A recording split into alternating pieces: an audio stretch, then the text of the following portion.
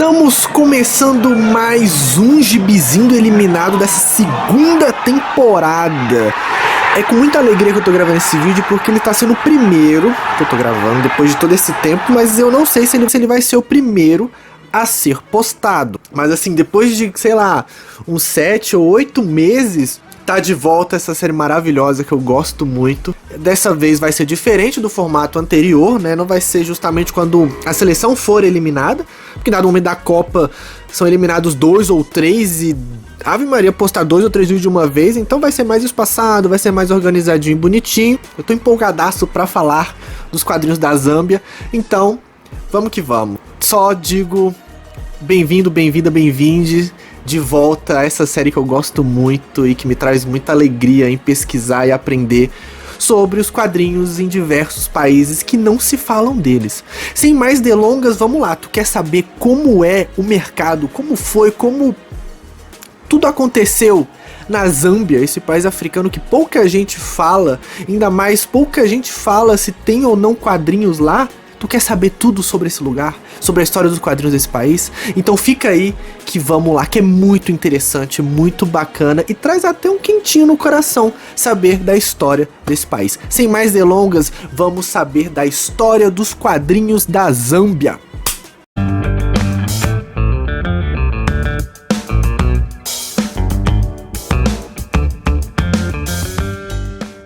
Infelizmente, assim como em vários países do continente africano, a gente não tem muito registro da história dos quadrinhos de lá. É uma pena, mas aqui eu pesquisei em muitas fontes e eu consegui fazer uma organização bem bacana sobre a história. Apesar de eu gostar de fazer aquela brincadeirinha de rememorar lá no passado como aconteceu o desenvolvimento quadrinístico do país, infelizmente na Zâmbia a gente não tem muito registro, mas a maior publicação, ou uma das principais, que meio que capinou o vasto gramado que cercava a indústria da Zâmbia, aconteceu nos anos 70, chamada Orbit. Mas antes de falar da Orbit, vamos falar sobre o movimento, sobre o que aconteceu para essa revista surgir. Tudo acontece nos anos 60. Vamos pegar aqui Yuri Gagarin, olha que loucura, a União Soviética e os Estados Unidos estão intrinsecamente ligados ao surgimento da primeira história em quadrinho de fôlego e cabulosa na Zâmbia. Tudo bem, Yuri Gagarin foi o primeiro homem a sair da Terra, né? O cosmonauta, em 1961, uma sonda é mandada para o espaço, tudo acontece. Depois de um tempo, um americano é mandado para a Lua e aí o homem pisa na Lua, que é outro fenômeno incrível. Vendo isso, o Edward Mukuku Nicolosso, que era um diplomata da Zâmbia e ligado ao Instituto de Tecnologia e Ciências, decide fazer o seu programa espacial na Zâmbia. E ele cunha o termo Afronauts, ou afronautas, né? Tem o cosmonauta, o astronauta e temos o afronautas. Só que as condições econômicas da Zâmbia não dava para ele fazer um programa espacial de fato. Só que o Nicolosso tinha tanta fé no projeto que ele chamou um monte de gente da Zâmbia, né? Um monte de zambianos, eu acredito que esteja esse o gentílico de quem nasce na Zâmbia, não sei, posso estar errado, mas enfim. Ele chama diversas pessoas para começar um treinamento um tanto quanto simples para mandar as pessoas pro espaço. Então era um treinamento tipo ficar agachando, ou você colocava uma pessoa dentro de um barril e jogava ela num barranco, para ter mais ou menos a sensação da gravidade, né, que tava a mandar pro espaço e coisa do tipo. Então começa a ter um programa espacial zambiano simples, mas de coração. Quando essa notícia chegou no mercado, no jornalismo internacional, representaram essa notícia de forma jocosa, tanto que tem uma matéria que eles falam assim: vão mandar pessoas para Marte, 2 pessoas, um padre e um cachorro. A imprensa branca, podemos dizer assim, tratou com muito desdém esse projeto que o Nicolosso tinha no coração. Ele acreditava nisso e botava toda a sua energia desse rolê. Só que diferente dos Estados Unidos e diferente da União Soviética, ele queria mandar pessoas para Marte. Então o objetivo dele era mandar astronautas para Marte. E assim, por conta do treinamento precário e falta de dinheiro, o projeto foi um fracasso, né? Não deu certo, obviamente. E aí tem um documentário que eles fazem desse rolê, que aí mostra assim, qual que é a aeronave, né? Qual que é o foguete que vão mandar pro espaço. Ele mostra assim, é tipo uma caixa, é um negócio bem simplório. Só que, ao meu ver, o Nicolosso ele tinha a fé de trazer pra população essa vontade de mostrar assim, olha, nós, de país africano, temos também a capacidade de mandar pessoas pro espaço. Né? A gente sabe que por conta de colonizações extremamente escrotas e de todo o rolê da escravidão, os países africanos são extremamente pobres. Então você via que as pessoas ficavam motivadas a participar desse projeto, mesmo sabendo, talvez muitas delas já imaginassem que não seria possível ir, mas elas iam porque mantinha aquela fagulha, aquela vontade, aquela crença de que era possível. E de certa forma, o Nicolosso fazia com que pessoas se interessassem pela ciência, porque tinha um ensinamento sobre gravidade, sobre o sistema espacial, sobre tudo isso. Isso era muito bom. Então, depois desse programa espacial, depois de tudo isso, uma pessoa que trabalhava como ministro da Zâmbia, né, o Valentin Chula Musakania, ele pede uma verba para o governo, no contexto que queremos fazer uma revista para fazer com que o hábito de leitura seja recorrente na população zambiana e que trouxéssemos histórias do país e coisas científicas. Então ele pede um dinheiro para o governo para viabilizar 6 edições de uma revista que viria a se chamar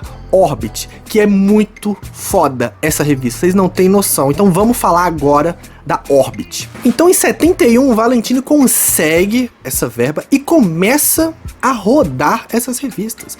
As edições eram impressas, para vocês terem uma ideia, 60 mil cópias.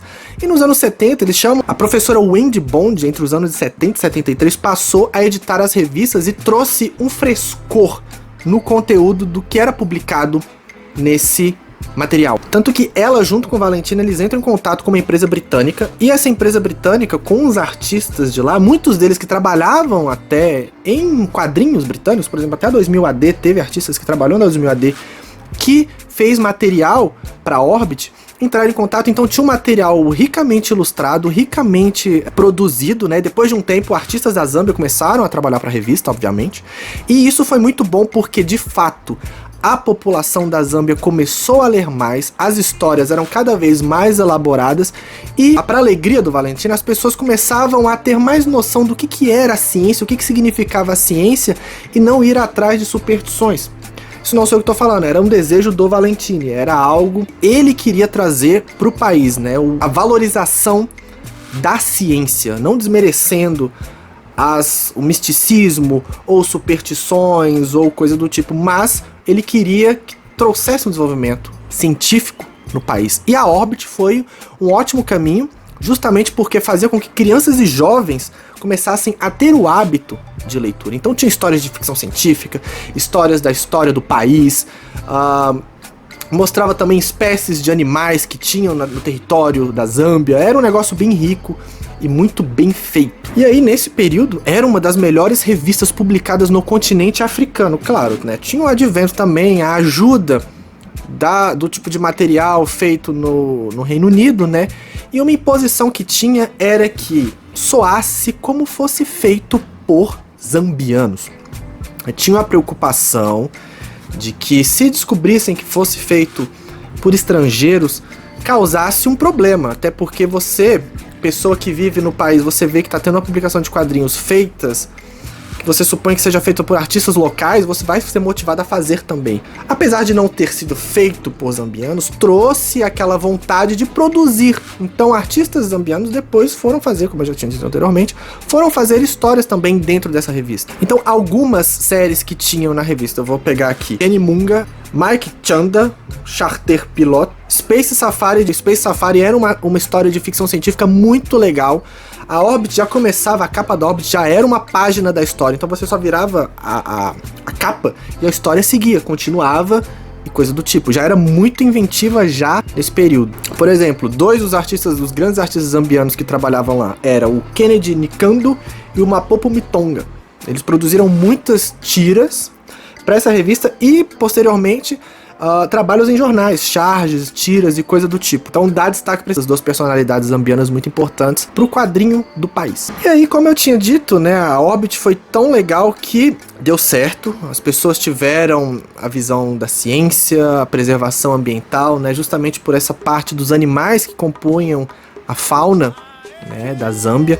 Mais pra frente, alguns anos na frente, sai uma outra revista em quadrinhos, e é uma revista também educativa e voltada exclusivamente para preservação ambiental, a revista Chongololo. Essa revista é uma publicação feita por um grupo, né, o grupo Chongololo, que é um grupo especializado na preservação ambiental. Então todas as informações que continham nessa revista era justamente para trazer em discussão que a preservação ambiental era benéfica. Então as histórias todas têm um viés de preservação ambiental, e até hoje ela é publicada lá. Então acho que a edição mais recente é de 2020, inclusive tem uma página no Facebook dessa organização. É tipo, vamos colocar entre boas aspas assim, é tipo um IBAMA, sabe? Então, e assim, se o IBAMA fizesse histórias em quadrinhos para mostrar para a população o quão benéfico e quão importante é proteger as tartarugas marinhas ou outros animais em extinção. Falando do IBAMA porque teve aquela treta com a capivara lá e pipipipopopó. Mais recentemente,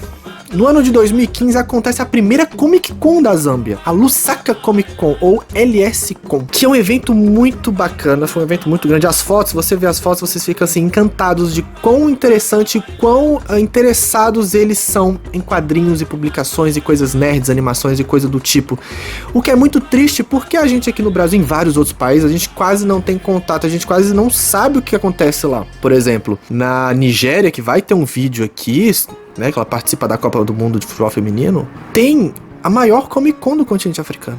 É muito cabuloso, é muito rico, é muito interessante. A Nigéria tem uma das maiores produções de quadrinhos do continente africano, inclusive, que é algo muito interessante. Aguardem o vídeo da Nigéria. Inclusive eu fiz um artigo sobre a história do quadrinho nigeriano, eu vou deixar na descrição aqui se vocês quiserem ler, e vai ser base pro vídeo do quadrinho nigeriano. Que assim, mesmo tendo essa Comic Con grande e tal, ela ainda é bem pequena comparada a outros países, mas ela é importante para fazer com que jovens artistas aspirem a ser artistas de quadrinho, a trabalharem com animação, a trabalhar com filmes, a trabalhar com séries, a trabalhar com webtoons e coisa do tipo. Hoje em dia com a internet é bem democrático o acesso e a produção desse tipo de material, principalmente por não ter custos de impressão. É muito mais fácil e tranquilo você publicar na internet do que propriamente imprimir. E um dos grandes nomes do quadrinho zambiano é o do Musonda Kabwe, que vem lançando uma série chamada No Narrative no Instagram, que são tiras que lembra muito o estilo do André Dahmer, com Malvados e coisa do tipo. São histórias críticas coloridas, geralmente de 4 quadros, em que o Kabwe, ele critica a sociedade de consumo, a sociedade que está escravizada pela internet e por mídias e redes sociais, hein? Ele faz tiras mudas, sem uma narrativa escrita. 2, no narrative, porque é justamente a perda do contato pessoal para um contato virtual. Tudo isso entra nesse título bem bacana que ele fez, e assim, dentre os artistas da Zâmbia, ele é o que tem mais destaque, é um dos mais conhecidos. Quando você procura artistas da Zâmbia, normalmente vem o nome dele e destaques para essa série e outras que ele faz, mas a mais famosa dele é a No Narrative, que ele lança pro Instagram. Olha, para vocês verem que a publicação digital é algo que tá deixando vários artistas poderem trabalhar e dar liberdade para vários artistas surgirem e lançar material na internet de forma gratuita, né, a produção, e é muito bacana. Então vários países africanos estão usando hoje em dia esse artifício de publicar diretamente na internet. Não só os países africanos, mas diversos outros países estão lançando a caráter digital. Então vão atrás do trabalho dele, eu vou deixar o nome, links e tudo mais para vocês irem atrás, porque é bem interessante e é um universo bem rico. Então terminamos aqui esse vídeo sobre a história do quadrinho da Zâmbia. Inclusive eu recomendo vocês verem um documentário sobre o projeto, né, do Nicolosso dos Afronautas. E espero também que vocês estejam assistindo a Copa de Futebol Feminino, hein? Não deixem de prestigiar as atletas, porque o futebol feminino é tipo quadrinho africano. É sempre deixado de lado. Existe, mas ninguém dá o devido valor, e tem muito valor. É bem interessante. Então, se vocês chegaram até aqui, um puxãozinho de orelha em vocês. Assistam os jogos do futebol feminino, beleza? E também continuem acompanhando os vídeos aqui no canal, certo? Então, um beijo pra vocês, espero que todos estejam bem e nos vemos no próximo vídeo.